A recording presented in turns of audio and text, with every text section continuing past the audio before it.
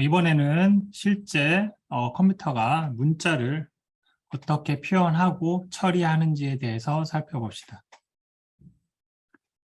문자는 컴퓨터 자체가 이제 미국 중심으로 개발이 됐고, 그 문자 숫자들을 표현했기 때문에, 최초에는 이제 아스키 코드라는 그 미국 표준국 안시라는 데가 있습니다. American National Standard Institute.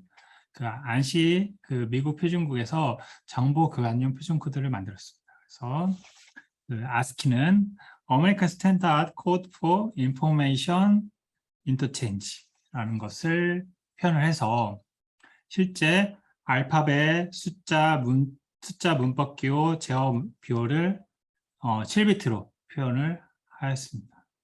그래서 기존의 ASCII 코드는 7비트로 사용했는데 나중에 이제 MSB에 한 비트를 더 추가를 해서 확장된 ASCII 코드를 사용을 했습니다. 그래서 예를 들어 다음과 같이 ASCII 코드 01010011이라는 값을 표현할 수 있습니다. 또 마찬가지로 01010111 이 값을 표현할 수 있습니다. 얘를 실제 이 ASCII 코드에 해당하는 것은 10진수죠. 그래서 이 값을 10진수로 변경을 하면 실제 여기에서 83이 됩니다. 그리고 이 뒤에 01010111은 실제 이 ASCII 코드에서는 어디더라 87이 됩니다. 그래서 얘는 87이 됩니다.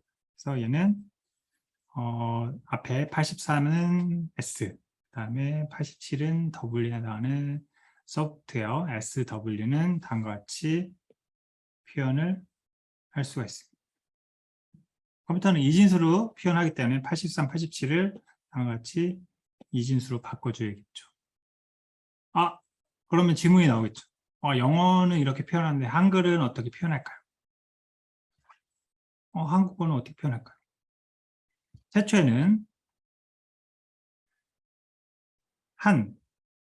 이 경우에는 HAN이 되죠. 그럼 H에 해당하는 값 여기에서 찾겠죠.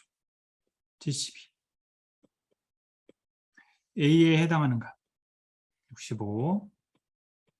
N에 해당하는 값 78. 이렇게 표현을 했습니다.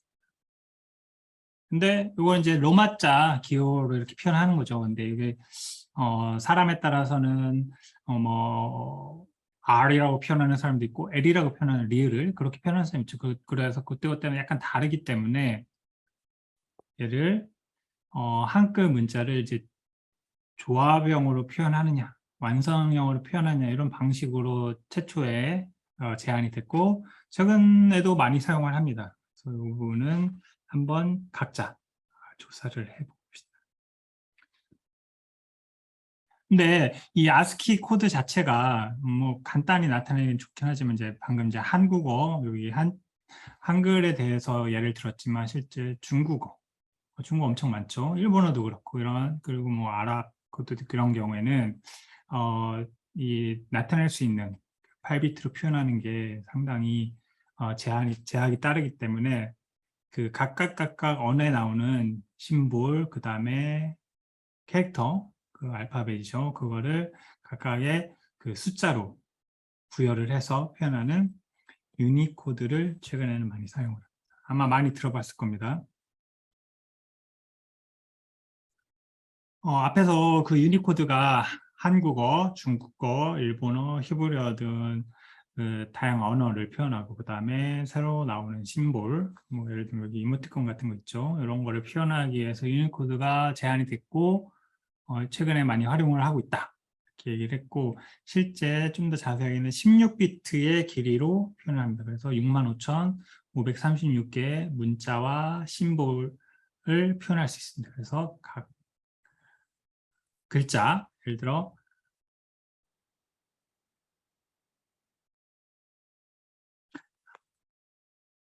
한, ASCII에서는 HAN이라고 표현했는데 실제 한은 무슨 번호냐, 혹은 또 히읗은 무슨 번호냐 이런 식으로 각각 그 문자 혹은 캐릭터, 알파벳 여기에 각각 고유 값을 제공해서 표현을 합니다. 그러면 동영상 한번 살펴볼까요? Before the world of Unicode, text encoding was kind of a mess. Because you had computers being invented in different countries and you had people using them on different languages. Since the mid-70s, problems of bringing multiple language into computer text have continued to grow. You had all these people inventing their own forms of encoding for their own computers. So you had different sets of code for German, you had different sets of code for Russian, you had different sets of code for Chinese, you had different sets of code for Arabic. And then suddenly they all had to talk to each other, right? Because you had these networks. If you sent things back and forth, it would just end up in a big jumble. Kind of like when you have a cartoon character, it's like cursing, like little boxes and like weird things. Because there wasn't a common agreement on how to send languages back and forth across networks, across different computers. And this was a really big headache. Around 1987, I was contacted by this fellow named Joe Becker from Xerox, and he and his team had this great idea for just getting rid of this character code mess and just starting off afresh and having a unique encoding that would have every language in the world. What we've attempted to create is something that will work on all computers that allows us to put all modern languages together in one document. The Unicode Consortium was founded in 1991. 12 firms, computer makers, networking, and software companies have come together under the banner of Unicode. Pull up your phone and you take a look at it, and you're seeing text, and the characters are all being encompassed by Unicode. No matter what phone you have, it's Unicode that is representing the text. They decide what new characters to let in, what numbers to assign to them, and what other things are needed in order for software or hardware companies to implement them. The Unicode Consortium has three main projects centered around the characters, languages, and programming code. There are well over 100,000 characters for the languages of the world, plus all the emoji. But more than just those characters, languages need special information for support on computers and phones to make them work. For example, how do you alphabetize? How do the dates, times, and numbers work? And so on. And finally, computers need programming code to make this all come to life. And these are aspects that Unicode helps make happen. We cover about 80 to 90 languages very thoroughly, and up to about 200 languages to a level that you could support them on a smartphone. We first got a proposal for emoji in 2000. And we took a look at them and said, well, those are out of scope for what we're doing. Those are just little pictures. Then what happened is in the late 2000s, around 2007, you had all these American companies who wanted to go into Japan because it was a huge market. So in order to be competitive in the Japanese market, these mostly American companies had to have a way to have emoji, whether or not in like email applications or messaging applications, because that's just what the Japanese population wanted. So then Unicode decided, okay, it's important for interoperability. It's gotten to be more important worldwide. We will incorporate these pictographic symbols into Unicode. So to be clear, emoji works on your devices thanks to Unicode. Emoji are overseen by the Unicode Consortium, which is a nonprofit organization based in Mountain View, California, which has a lot of members, most of which are US multinational tech companies, but there are also companies from other parts of the world, plus governments, plus individuals, like normal people can join Unicode as well. We have an annual conference. It tends to be fairly technical. We get a lot of technical sessions talking about the way people are working with Unicode, with translation, with all the different problems that go into supporting different languages on computers. But then we also have some other sessions that are much more approachable for the general public as well. And so if you want to discuss like encoding and emoji with other like-minded people, Unicode is a place for you. Unicode is driven by a lot of individuals as a volunteer organization. And if this feels important to you, if this feels like something relevant, you're gonna take out your credit cards and adopt your favorite, cutest emoji. Through grants given by the Adopt a Character program, script encoders out there can now actually find the resources to get these minor scripts encoded. So emoji actually has helped in terms of actually driving the standard to be not only interoperable, not only vendor-driven, but also driven by the people.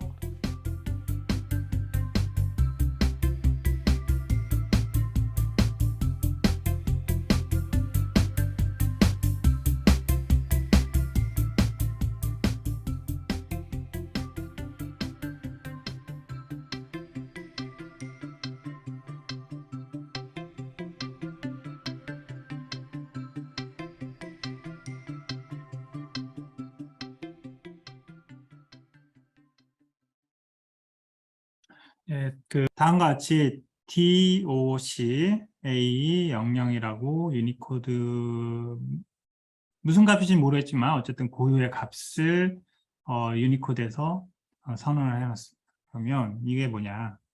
실제 이 진수를 나타내면 다음과 같이 나타낼 수 있죠. 네, 실제 이 값은 찾아봤더니 한글이더라. 이렇게 확인을 할 수 있습니다. 그래서 한글을 표현하기 위해서는 다음과 같이 표현을 하면 한글로 표현을 한다. 이게 유니코드입니다.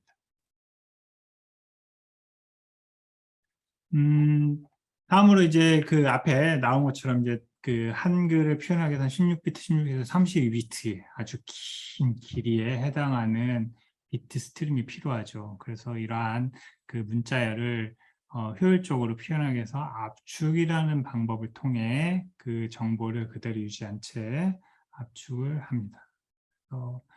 그 무손실 압축이라고 많이 얘기도 합니다.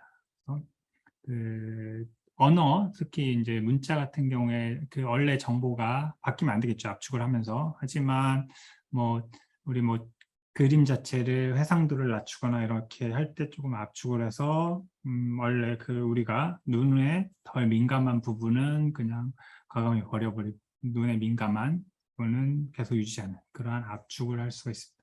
그래서 어쨌든 문자는 두 가지 아주 대표적인 압축을 통해 문자열로 표현된 그 비트를 줄일 수 있습니다. 첫 번째가 이제 run length encoding, RLE라고 많이 알려진 run length encoding 있고, 그다음에 허프만 코딩에 의해서 허프만 그 트리를 통해 나타내는 압축 방법이 있습니다. 우리가 문자 AAAAAAAA라고 표현할 수 있겠죠.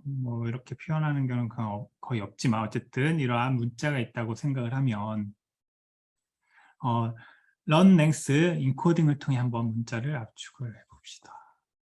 그러면 앞에 나온 그 A가 하나, 둘, 셋, 넷, 다섯, 여섯, 일곱, 여덟, 아홉, 10개. 맞네요. B도 하나, 둘, 셋, 넷, 다섯. C는 하나, 둘, 셋. D는 하나, E는 하나, F는 하나, 둘, 셋, 넷. 있죠?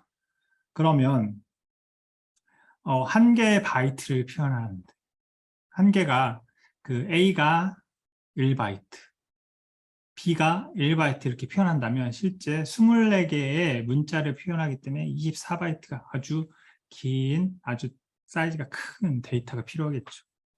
얘를 A는 10개, B는 5개, C는 3개, D는 1개, E는 1개, F는 4개이기 때문에 다음과 같이 A는 10개다, B는 5개다, C는 3개다, D는 1개다, E는 1개다, F는 4다. 이렇게 A는 10개, B는 5개, C는 3개, D는 1개, E는 1개, F는 4개. 이렇게 표현할 수 있겠죠? 그러면 실제 24바이트가 아니라 12개의 바이트로 표현이 가능합니다. 사이즈가 많이 줄었죠. 그래서 다음과 같이 AAA, BB, CC, DE, FF 같은 경우에는 A가 3개, B가 2개, C가 2개, D가 1개, E가 1개, F 2개 이렇게 표현할 수 있습니다. 하지만 그 앞에 이 예에서는 24바이트를 12바이트로 줄일 수 있기 때문에 상당히 데이터 절약을 할 수 있지만 이 경우에는 A가 3번, B가 2번 이렇게 반복되는 그 단어 자체가 별로 많지 않기 때문에 실제 원래 문자를 표현하는 것보다 더 많은 데이터 크기, 데이터 사이즈가 필요하게 됩니다.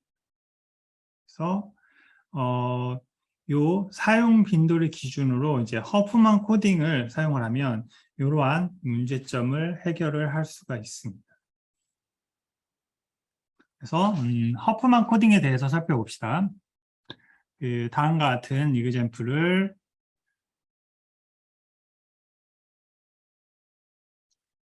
다음과 같이 A가 10개, B가 5개, C가 3개, D가 1개, E가 1개, F가 4개인 것을 다음과 같이 문자와 출현 빈도로 나타내는 테이블 형태로 표현을 할 수가 있습니다. 그러면 이때 출현 빈도 순으로 정렬을 한번 해봅시다. 그러면 출현 빈도가 A가 가장 많으니까 A, 그 다음이 B, 그 다음에 F, 그 다음에 C, D, E 이런 식으로 표현할 수 있겠죠. 뭐 그 출현 빈도에 따른 문자 이런 식으로. 그러면 그 가장 출현 빈도가 적은 DE가 있을 수 있죠. 그러면 D를 다음과 같이 표현을 할 수가 있습니다.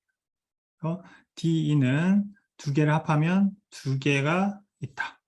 근데 이 2개 안에는 하나의 빈도는 D, 다른 하나의 빈도는 E 이렇게 표현할 수 있겠죠. 맞나요? 나머지는 그대로 내려오게 됩니다.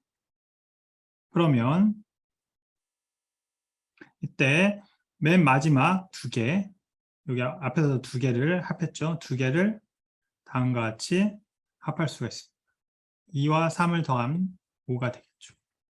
그리고 이 5 안에는 C에 해당하는 3, 그 다음에 여기 2에 해당하는 2. 이 2는 D와 E, 여기 왼쪽에 있는 그림에서처럼 D와 E에 해당하는 빈도에 해당하는 문자다. 이렇게 표현할 수 있겠죠. 마찬가지로 요 출현 빈도와 문자에 해당하는 요 값에서 요 파란색 안에 있는 것 중에 다시 출현 빈도로 정렬을 하게 됩니다. 그러면 다음과 같이 5와 4가 위치가 바뀐 이런 형태로 요 밑에 값들은 그대로 이동을 하는 이렇게 바뀔 수 있습니다. 그러면 이때 마찬가지로 출현 빈도가 가장 작은 2개를 선택을 하게 됩니다. 그러면 이 2개의 출현 빈도가 작은 2 값을 더하겠죠. 더하면 다음과 같이 표현을 할 수 있습니다. 맞나요?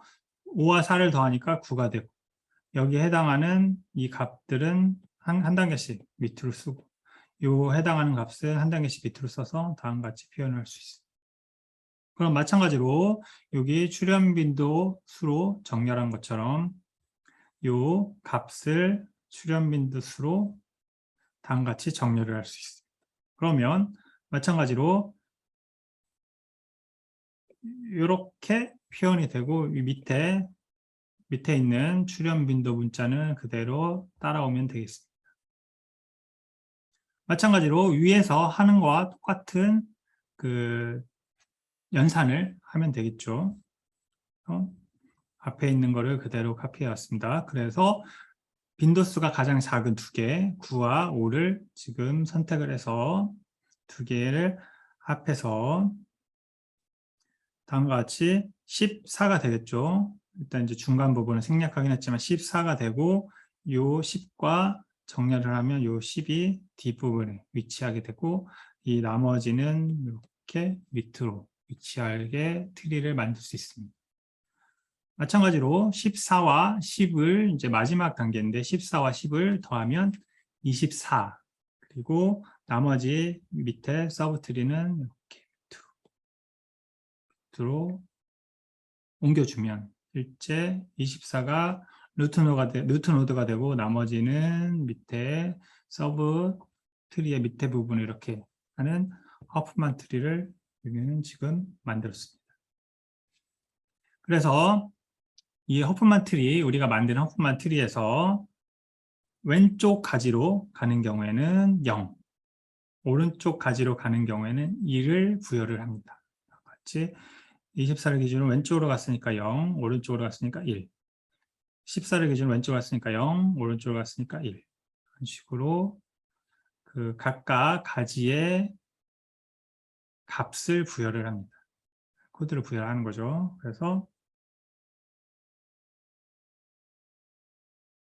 그래서 각 문자에 해당하는 값이 여기에서 24를 기준으로 A 같은 경우에는 오른쪽으로 왔죠. 오른쪽으로 왔기 때문에 1. 왼쪽으로 갔을 때는 0 해서 B 같은 경우에는 앞에 0이 왔고 오른쪽 1이니까 0, 1. 그 다음에 F 같은 경우에는 왼쪽으로 0이 갔고 다시 1이 됐으니까 0, 0, 1. 이런 식으로 각각 문자에 고유 코드를 부여를 합니다. 그러면 다음과 같이 출현 빈도 A 10, B 5, C 3, D 1, E 1, F 4인 거에 대한 허프만 코드가 다음과 같이 생성을 할 수가 있습니다.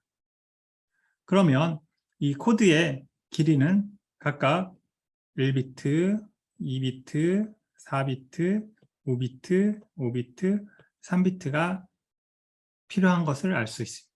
그래서 다음과 같이 우리 주어진 요 문자열은 다음과 같이 표현을 할 수가 있습니다. 보면 A 같은 경우에 1이죠. 지금 A가 1111에서 10번인가요? 10번이 나오고 B가 지금 01이니까 01이 지금 하나, 둘, 셋, 넷, 5개가 나오죠. 그 다음에 C 같은 경우에는 0000이 지금 3번이 나오죠. 그리고 E 같은 경우에는 00011이 한 번 나오고 여기 그리고 F 같은 경우에는 001이 지금 4번 이렇게 나오는 것을 확인할 수 있습니다. 그래서 이렇게 허프만 코드로 표현을 할 수 있습니다. 실제 이렇게 표현한 게 24바이트가 필요한데 이 허프만 코드라면 51비트만으로 표현할 수 있다. 그래서 상당히 많은 데이터를 줄일 수 있는 걸 확인할 수 있습니다. 그래서 이번 시간에는 컴퓨터가 실제 문자를 어떻게 처리하는지, 그래서 대표적으로 ASCII 코드와 유니코드를 사용해서 표현한다 이렇게 얘기를 했고, 이 데이터를 저장하거나 전송할 때 데이터 길이가 길어지는 것을 조금 효율적으로 표현하기 위해서 압축이라는 것을 사용한다. 그래서 크게 Run Length Encoding, RLE라고 하는 간단하게 압축할 수 있지만 이게 반복되는 문자가 없을 경우에는 오히려 비효율적인 압축이 있어서 이에 대안으로 허프만 코드, 압축 외에 허프만 트리를 만드는 이러한 번거로움이 존재하긴 하지만 어쨌든 이 허프만 코드를 사용해서 빈도수에 따라 빈도수가 많은 문자는 상대적으로 적은 코드, 그 다음에 빈도수가 적은 문자는 상대적으로 많은 수의 코드를 활용해서 적절하게 코드 랭스를 조절하는 이 허프만 코드를 사용할 수 있다. 여기까지 알아봤습니다.